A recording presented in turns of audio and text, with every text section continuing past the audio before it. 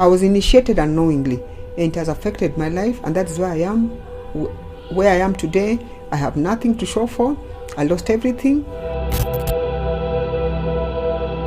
Carol was a prominent journalist of her time, interviewing famous musicians, actors, and entrepreneurs. But her life took a path of damnation when she accidentally interviewed evil spirits. There were times when Carol lived a luxurious life. You know, witch doctors, morticians, mortuary attendants, and evil spirits. Let me just put it that way, because most of my colleagues were scared, but I was daring. So I remember at some point during my first interview, I was able to speak to evil spirits. But that was before I met my husband. She used to make $500,000 from a music concert. She owned a house, a car, and a bus, but now everything is gone.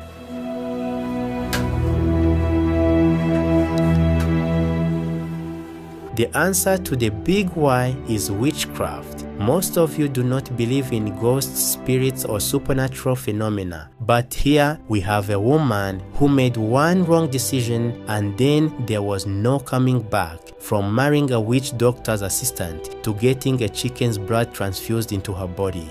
And then he brought out a syringe and took the blood from the chicken and injected me with it. I was traumatized. But how did she get caught in the web of evil spirits? How witchcraft damned her? Where does this whole story begin and where does it lead to in Carol's life? If you are curious to unravel Carol's life's mystery, stay with us in the video. But let me warn you in the beginning, this video is not going to be easy. Embrace yourself to witness one of its own kind of story of a woman who lost everything to witchcraft. Let's get started.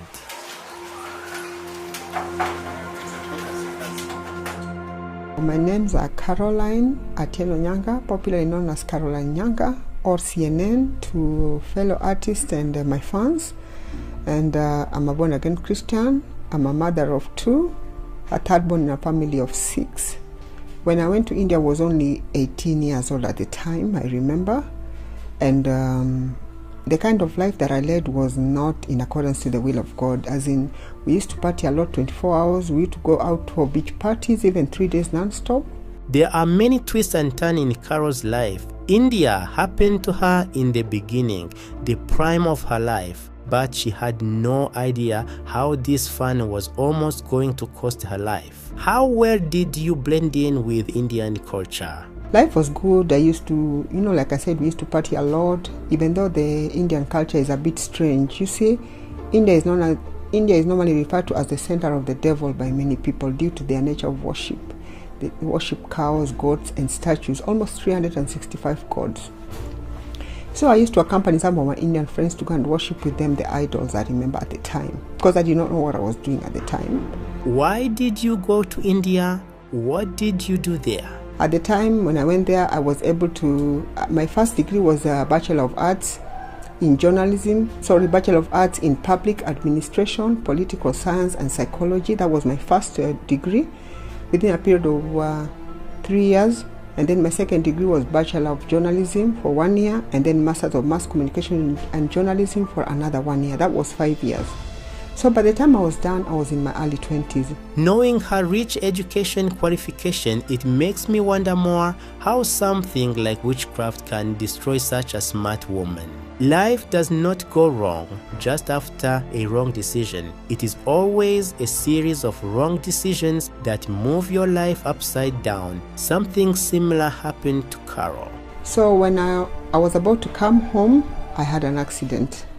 It was a very serious accident. I remember I broke my femur, my leg, my back, and stuff like that. I didn't know it was that serious.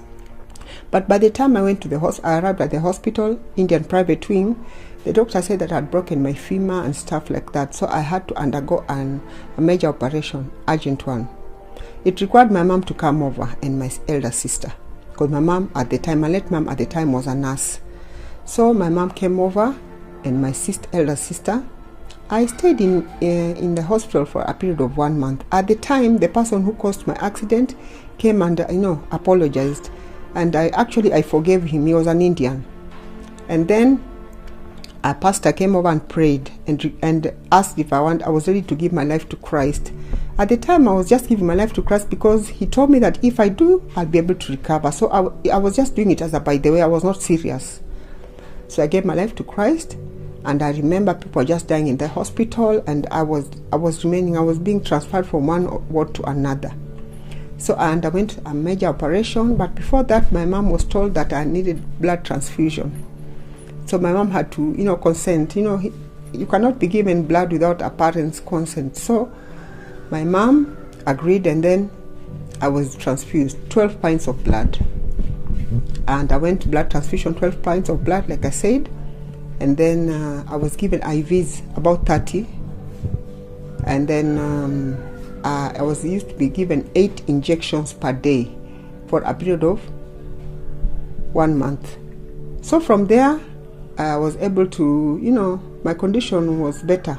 And I remember during my stay in that hospital, I met a popular Luo musician by the name of Okachpigi, the late. And he was critically ill at the time. My late father is the one who introduced me to this man. I did not know him because I was young at the time.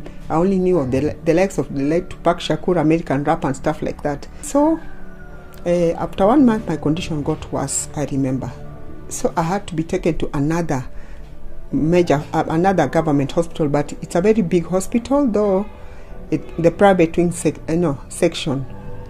My condition got worse, so I went there, and I was able to stay there for a period of about 3-4 months, I remember. At the time, I underwent a major operation still, blood transfusion, and then this time round, the operation that was being conducted on my body was to remove the plates. The first time in India was to insert the plates. When you have an accident and you're injured, you're fractured, they normally insert plates. So this time round was to remove the plates because I was in so much pain and suffering. So I remember the plates, I was transfused as usual, and then I went to the theater for 9 hours as usual, and then after that the plates were removed.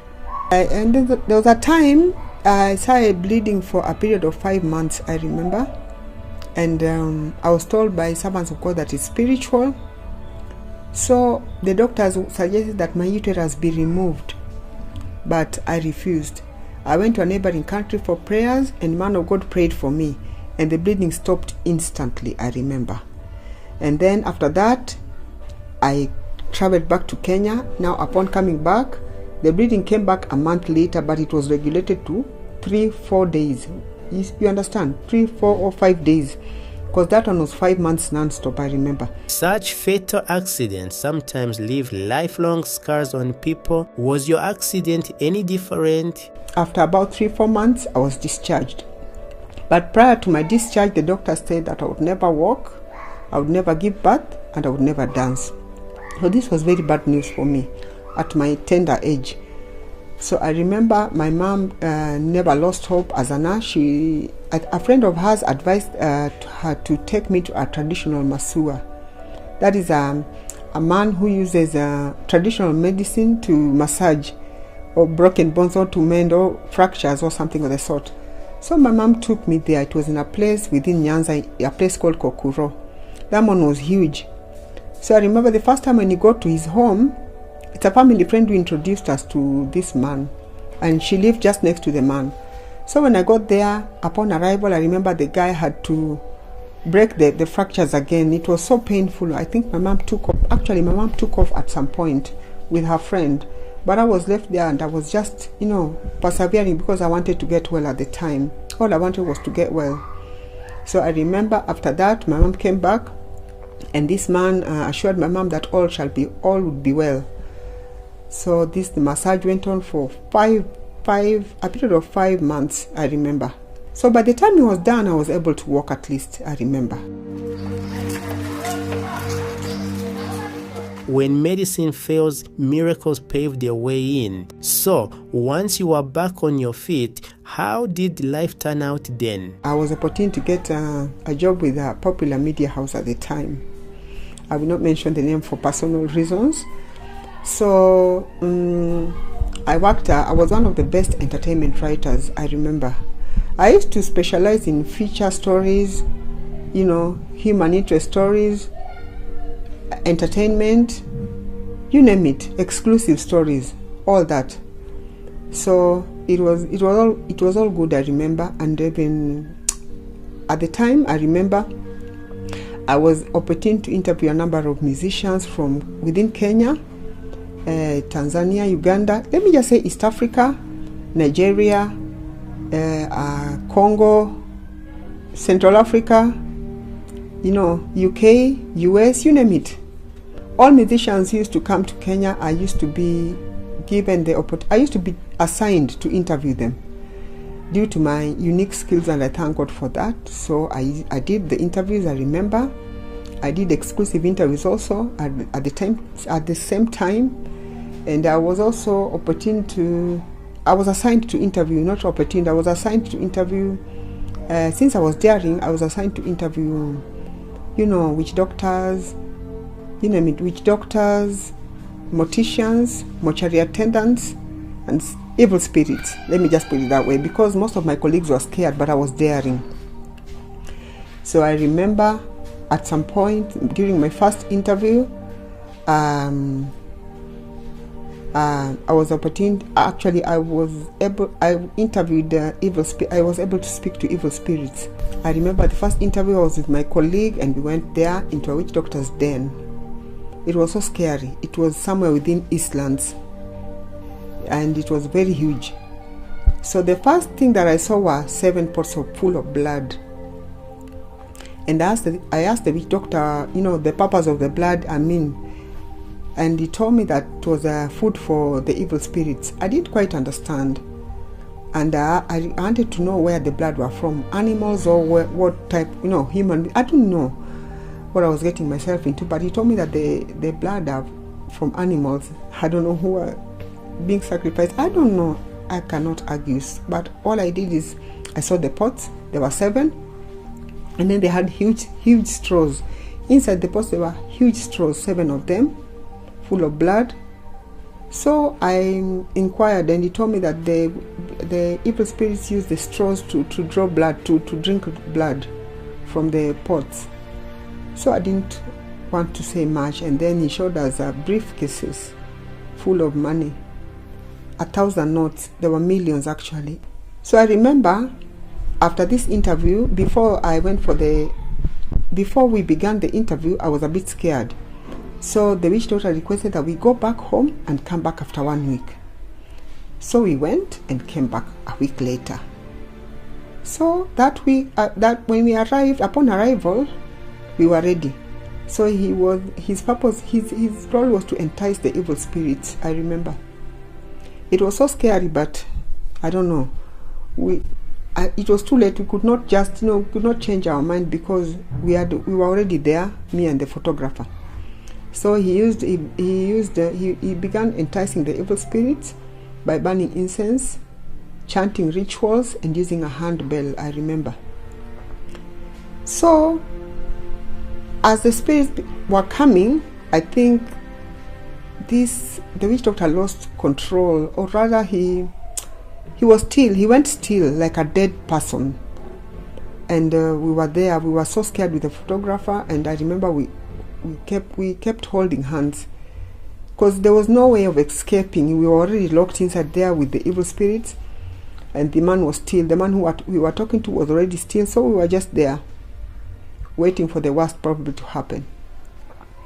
So I remember when they came in, when the first one came in, they were speaking in pure Kiswahili, not English, but pure Kiswahili, and they was just saying, "Tuko hapa mwanangu, here I am, my daughter."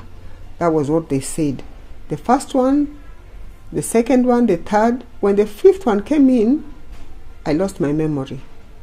And then the 6th one, and then the 7th one, and then they were able to restore back my memory. These are evil spirits, remember, so they can do anything. Even the Bible tells us that evil spirits are fallen angels. So I remember my memory was restored back, and I could hardly speak because I was scared. My colleague now was not even saying anything. We kept holding, we just held hands.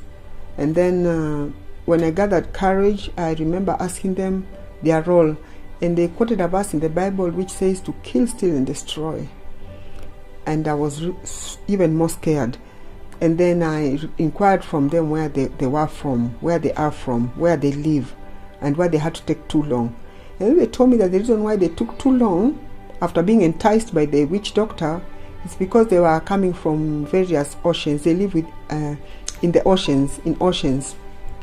So they mentioned Indian Ocean, Pacific Ocean, Atlantic Ocean, I think there's Arctic Ocean, and is it Archaic? I don't remember, but there were 5 oceans. I cannot remember Indian, Pacific, Atlantic, and Archaic Ocean. Arctic or Archaic, I don't remember too well because I lost my memory. So they told me that when they were being enticed, they had to come from there, come and drink the blood from the pots, and then go to various countries. Then they told us that, you see, human beings, when you want to go to the US or the UK, you take like more than 10 hours. Like India, for instance, it takes 7 hours by flight. So they say they only take 5 minutes to fly to any country that they've been assigned to after taking the sacrifices or the blood. And then they go and they enter into that person, and then they bring that person home. That is why you see somebody disappears abroad for 10 years and then comes back home after 10 years. They told me that they've been assigned to do that, so they do that on a regular basis. So then they requested they wanted to talk to my late father. And I said, the Bible tells us there's no connection between the living and the dead. And then they requested if I would talk to any of my relatives late. I said no, I refused. But the photographer was just quiet, he was not uttering. I think he was in shock. So after the interview, I remember he requested to take a picture of these evil spirits, and they agreed.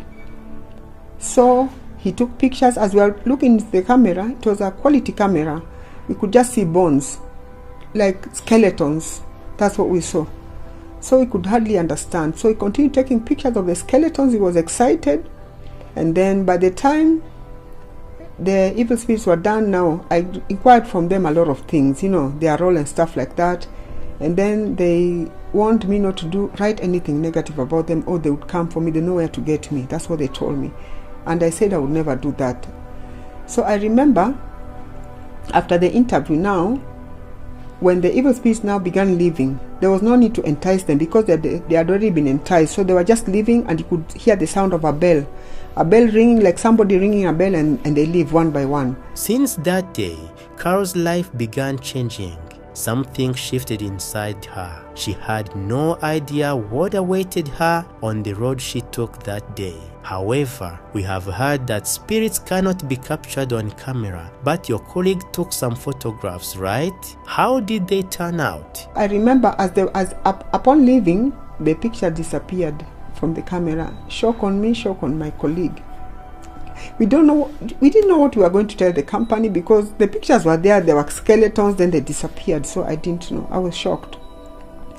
So after that, I remember I developed complications, health issues, as in I had severe headache.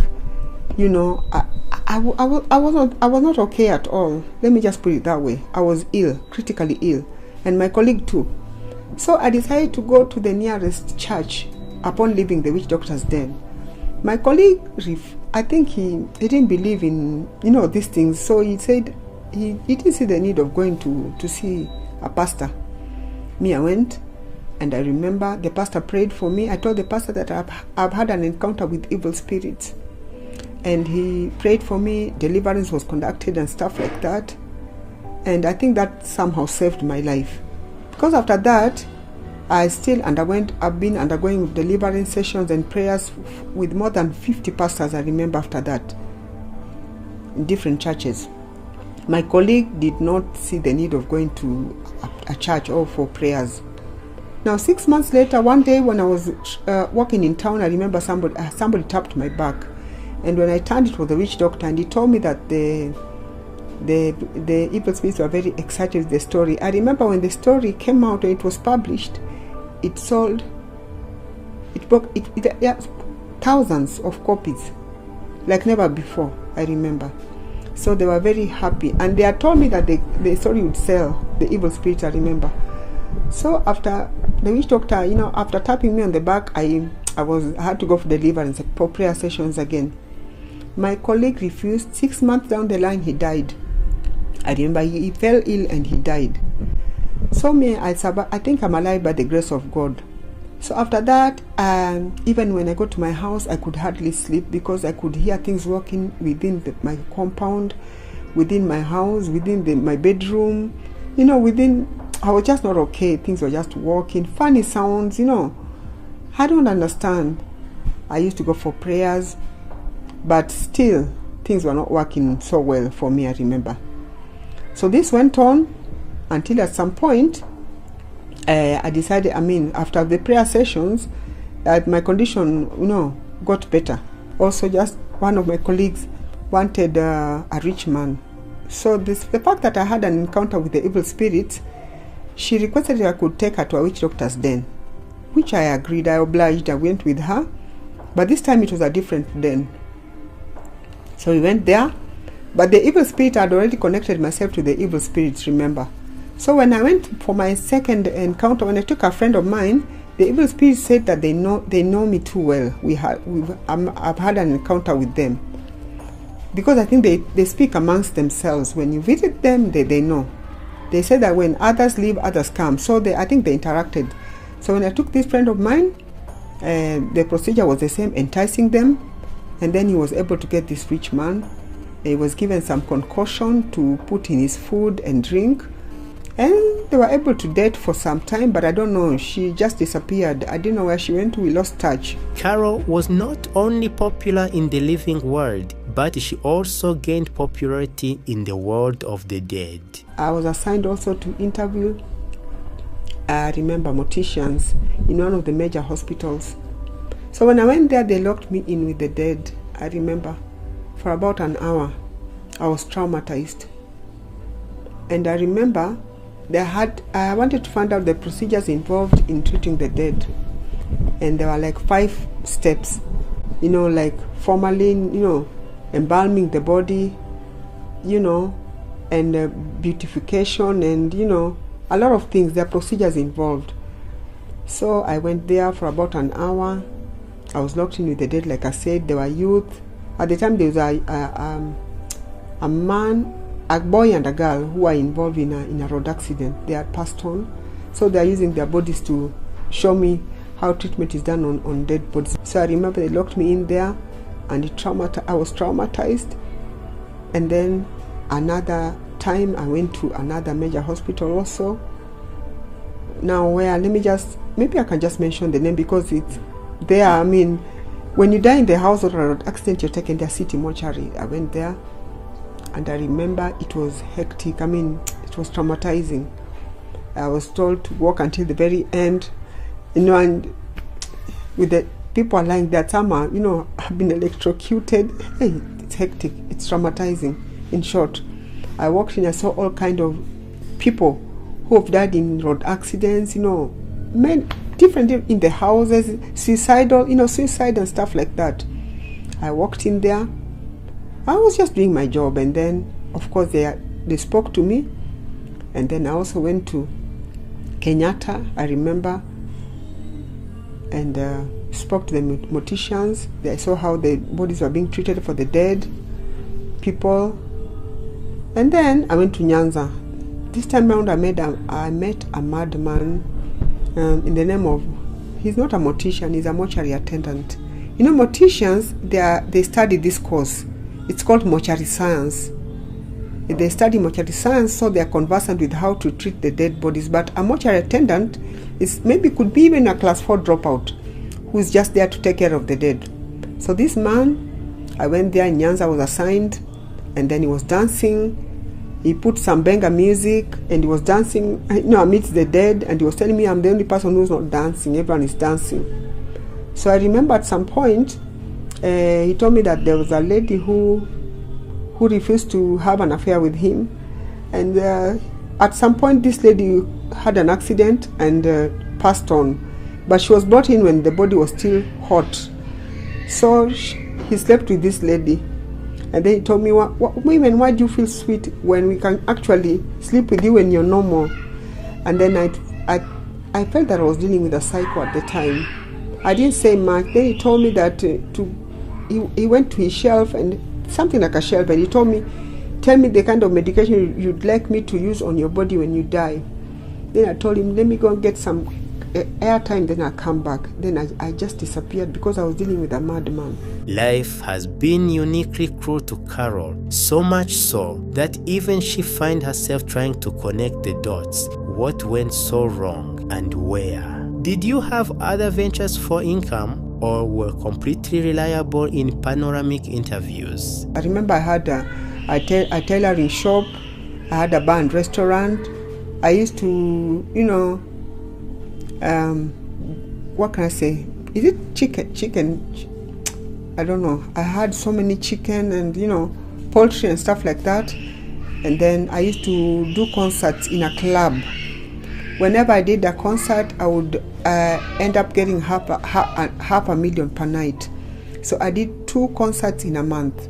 So that's 1 million. So even if I was not paid on time, at least I had some money with me. I had 2 vehicles. I said 2 vehicles and a bus. And I used to host musicians, especially the low musicians, in different clubs, and I would get a profit of half a million per night. So I used to do 2 concerts in a month. So when I was initiated, this witch doctor requested that I give 200,000, which I did.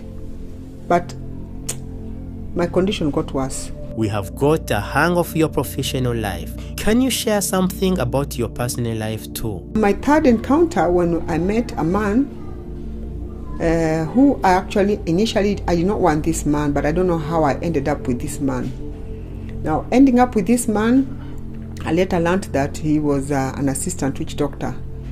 So I think that my first encounter with the evil spirits paved way for me to take this friend of mine, and then I also was able to, to have a relationship with an assistant witch doctor. So then I stayed with this man for more than 10 years, and I remember during the time it was not easy because we used to fight a lot. He was always drinking, he was always drunk, I don't know, and very violent. And at some point I remember I could go to work and people were asking me like, what's wrong CNN? Because they used to call me Caroline Nyanga Network. CNN, what's wrong? And I'm like, I have so many problems. So I remember this man was also at the same time, he used to love women, alcohol and stuff like that. It was not easy living with this man. And then at the same time, whenever I conceived, I would always end up, losing the pregnancy. I remember I have 2 daughters. I have two daughters at the moment. But prior to my daughter who just finished Form 4, I lost 4. I used to conceive and lose. So those are 4 kids that I lost. So when my first deliverance was being conducted, I remember by man of God, the spiritual husband in me spoke and said that we have 4 children with him in the spiritual realm, in the spiritual world. I didn't quite understand. So I remember the first pastor who did my deliverance now after things were not going well in my life. He could not do it well because he was overwhelmed by the evil spirits. So I remember members of the church left, all of them, and there were 5 pastors. So 2 left and 3 remained behind. So during my deliverance session, the spiritual husband in me, he called himself Amos. He overpowered the 3 pastors, and they were all down. They were all brought down, and he beat the leg of the pastor who was doing my deliverance. And it was a very serious, it was very shocking. But that was then at the time. So this went on. And this man, I lived with him, he never told me that he was an assistant witch doctor. Until now, my problems, I lost my businesses, my money, my health was deteriorating. And that's when he revealed after some time that he was an assistant witch doctor. This he told me after I went for an interview in one of the media houses, my testimony. And then he insisted that he wanted his testimony to be done also. That's when he revealed that he was an assistant witch doctor, and that's how I learned about it, and I was in shock. After finding out the reality of her husband, Carol might have felt like her whole life was a lie. Before revealing to me that he was an assistant witch doctor, he brought a fellow witch doctor into our house. I remember. He used to sleep in my daughter's bedroom, and he used to entice the evil spirits there. So he was in cahoots with my husband, but I did not know. So they enticed the evil spirits, and they spoke to me, and of course they knew me because I had already had I was already in touch with them. If you are thinking this is worst could have happened to Carol, wait to find out the heights of worst that happened to her later. At the time I had money, like I said, 200,000, which I did, and that my life would be better, my health would be better, and I would get more money. So this man, I gave this money to him, and then he made a concoction and gave me to drink. This concoction I later learned was made of dead bodies, and bones of dead people, the flesh of dead people, and what else? And the soil, where the cemetery, where they are buried. So he was blending and giving us to drink. The people who were drunk with this concoction passed on, but I managed to survive. And then I was also requested to use this concoction to take bath, which I did. I took bath, and then the instruction was to take bath and then come in front of the mirror naked the way you're born, which I did because I was following instructions, remember. So I came, and then I told the evil spirit that here I am, do as you desire. So I think they were connecting, the evil spirits were connecting themselves, with me unknowingly. I didn't know what I was doing at the time. I lost my memory. Then I was given a blank paper to put under my pillow. And then in the morning when I woke up, because I locked my room, there were writings on this blank paper with blood. It was written in blood, but now human beings write from left to right. Evil spirits write right to left, but I don't know how to explain it. We write from left to right? They write from the other way around, right to left. It's just strange writings. It's written in blood. That is what I saw. It shocked me, and you know what really shocked me is that evil spirits know us more than even we can imagine. Because they told me everything that was troubling me, things that I had not told anybody. They wrote it in that piece of paper.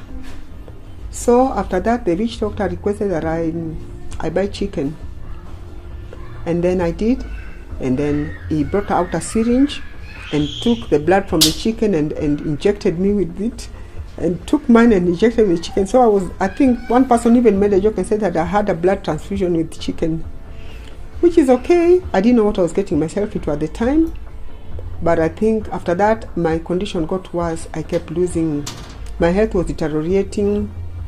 I lost the money. I was losing money. I didn't know what was happening to me. I could hardly sleep. With witch doctor who came to our house, who was brought by my husband. One day I inquired. He used to go out and come back. So at some point I insisted. I wanted to know where they were going to. Then he told me that he goes to sleep in the cemetery in the night. My husband used to escort him at 6 p.m.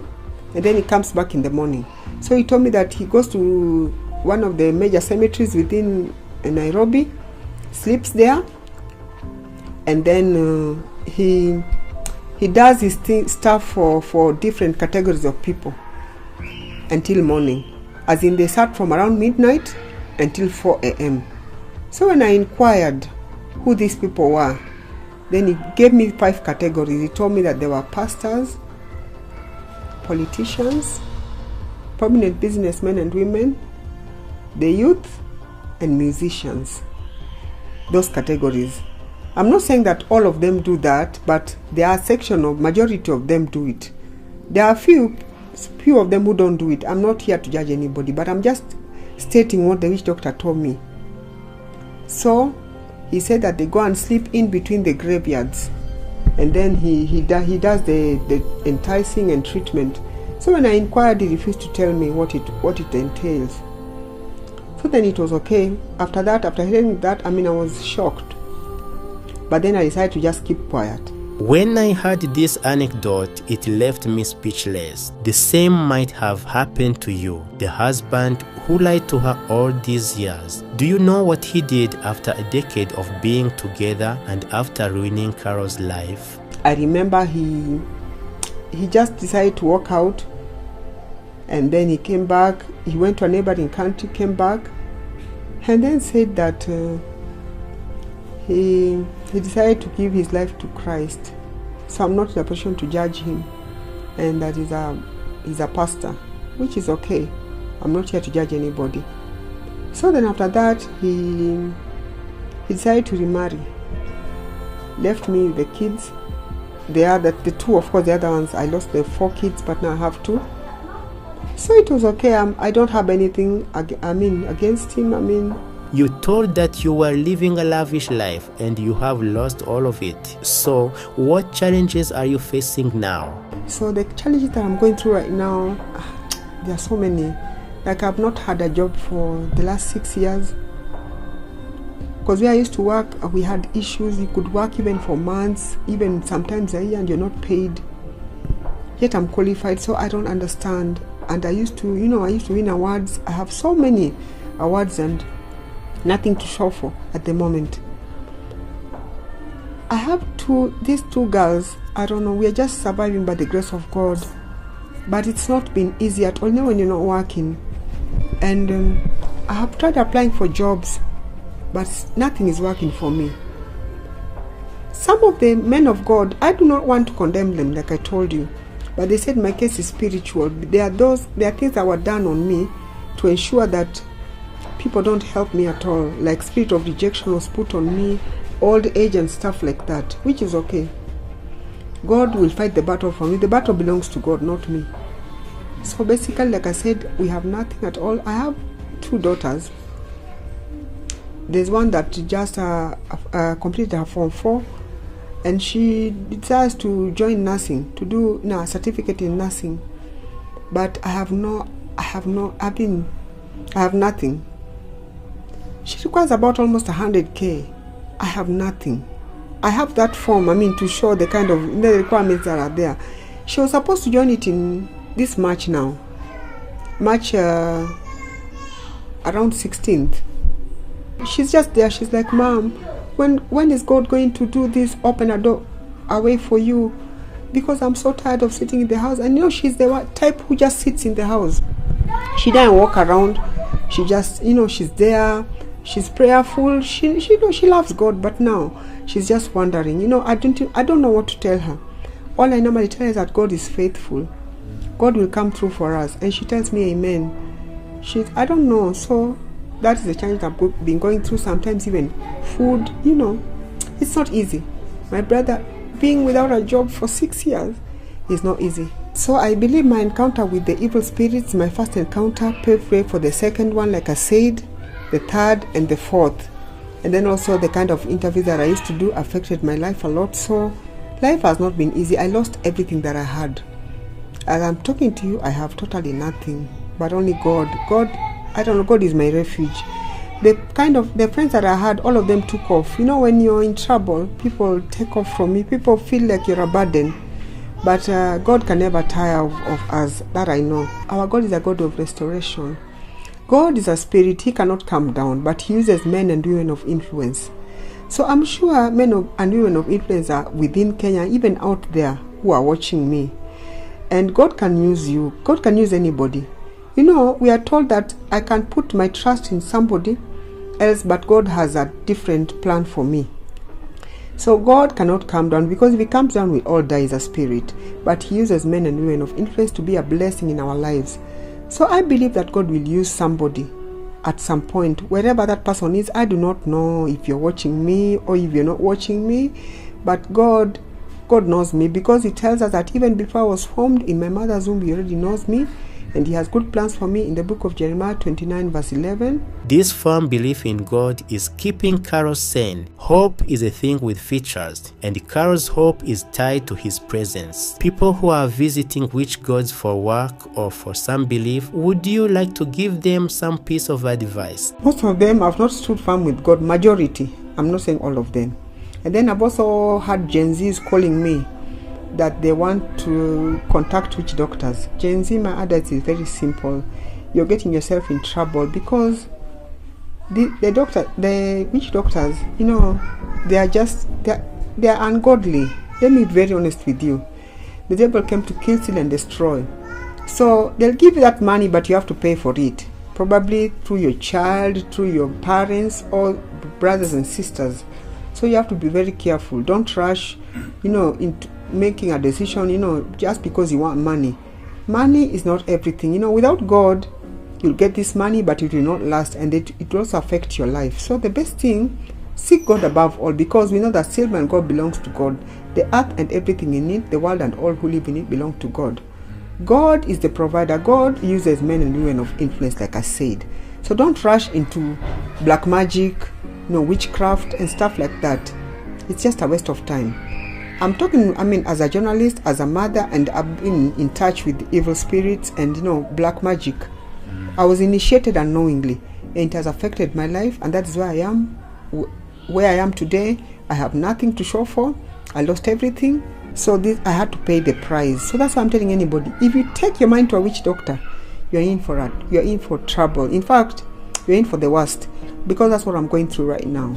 Our curiosity to know the unknown can sometimes cost our lives. Carol is the perfect example of feeding your curiosity and losing it all. Before we end this conversation, would you like to ask anything from our viewers? I'd like to request the viewers to kindly subscribe to my YouTube channel, Caroline Nyanga Network, as in CAROLINE, and then NYANGA, and then network. Kindly subscribe, watch, share for the glory of God.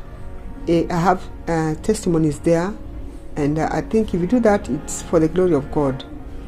I'll be humbled, and I don't know. I just thank God for you people, and I know that you're going to do that. For anybody who would like to reach out to me, my number is 0724 58 4443. 0724 58 4443. As my time with Carol and her family comes to an end, I can see I am a different person now. I was unfamiliar with a world that does not even exist around us, but it's affecting people to the core. After listening to Carol's story, I am speechless, and I believe you too would be. Sometimes life takes a path that we never planned to take, and everything goes out of our hands. A similar happened to Carol. She is a well-read woman with experience of how to work with celebrities. You can reach out to her to help her with work or whatever way possible. But the least all of us can do is share Carol's story with people around us, so we can learn and be aware of the alluring, superstitious world around us. I salute Carol for bravely handling every situation in her life and for being forgiving towards people who wronged her. It takes courage.